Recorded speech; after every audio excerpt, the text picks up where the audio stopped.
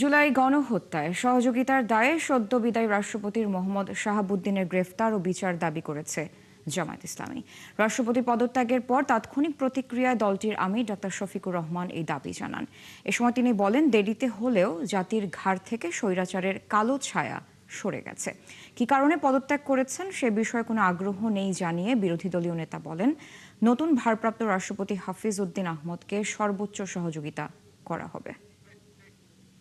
তিনি প্রেসিডেন্ট থাকা অবস্থায় অনেকগুলো অঘটন ঘটেছে। বিশেষ করে জুলাই রিভলিউশনে এতগুলো মানুষের জীবন গিয়েছে, কিন্তু রাষ্ট্রের সর্বোচ্চ অভিভাবক হিসাবে তিনি কোনো দায়িত্ব পালন করেন নাই।